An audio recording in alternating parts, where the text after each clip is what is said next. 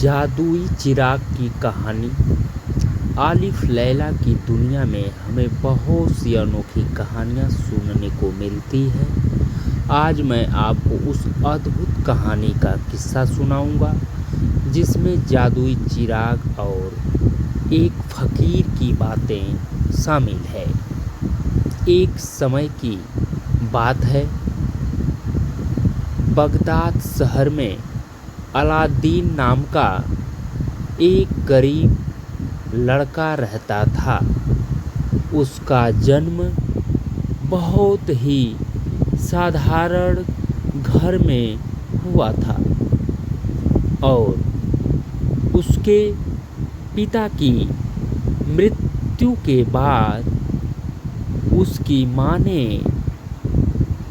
बहुत मेहनत से उसकी परवरिश की थी।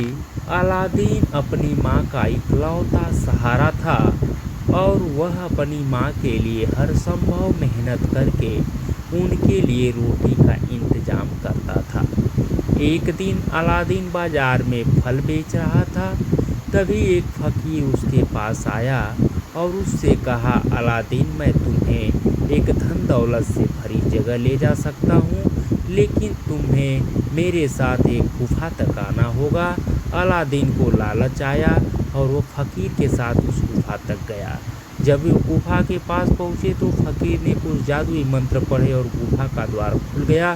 फ़कीर ने अलादीन से कहा, इस गुफा में एक जादुई चिराग, तुम उसे लाओ और मेरे पास ले आओ, बाकी सब सोना तुम्हारा होगा। अलादीन ने फ़कीर की बात मानी और गुफा में प्रवेश किया। गुफा के अंदर अलादीन ने देखा कि चारों तरफ सोने की चमक बिखरी पड़ी है। वह उन सबको नज़रअंदाज करते हुए आगे बढ़ा और आखिर में उससे जिन ने उसकी इच्छा पूरी कर दी और अलादीन को उसके घर के दरवाजे पर पहुंचा दिया। अलादीन अपने घर पहुंचकर माँ से मिला और उन्हें पूरी कहानी सुनाई। उसकी माँ चिराग को संजीवनी समझने लगी। अगले दिन अलादीन ने चिराग को पालिश किया और जिन्न पुनः प्रकट हुआ। अलादीन ने अपनी दूसरी इच्छा बताई, मैं चाहता हूँ कि तुम मेरी माँ और मुझे एक ऐसा महल दो जो इस दुनिया में सबसे भव्य हो। जिन्न ने फिर से उसकी इच्छा पूरी की और एक शानदार महल उपस्थित कर दिया। अलादीन अब एक धनवान शहजादे की तरह अपनी माँ के साथ उस महल में रहने लगा। उसकी शान और शौकत की खबर पूरे शहर में फैल गई और राजवंश भी उसकी ओर ध्यान देने लगा। इसी बीच अलादीन ने सुल्तान की बेटी जस्मीन को दिल दे बैठा। उसने जिन्न ने अपनी तीसरी और आखिरी इच्छा के रूप में जस्मीन से विवाह की इच्छा प्रकट की। जिन्न ने उसकी इच्छा को साकार किया और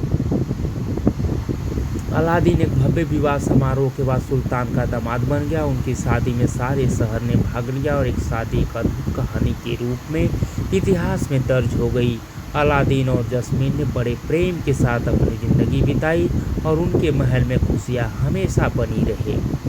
लेकिन कहानी यहाँ ख़त्म नहीं होती, क्योंकि फ़कीर की बुरी नीयत अभी भी अलादीन के चिराग के पीछे थी। वह जीवन भर उस चिराग को पाने की कोशिश में लगा रहा।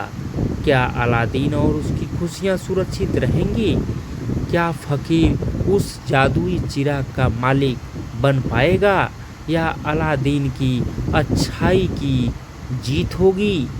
यह एक और किस्सा है जिसकी चर्चा हम किसी और दिन करेंगे। अलादीन की अनोखी दास्तां आज भी बगदाद की गलियों में कही जाती है, क्योंकि यह सिखाती है कि जीवन में साहस और अच्छाई के साथ हर मुश्किल को पार किया जा सकता है।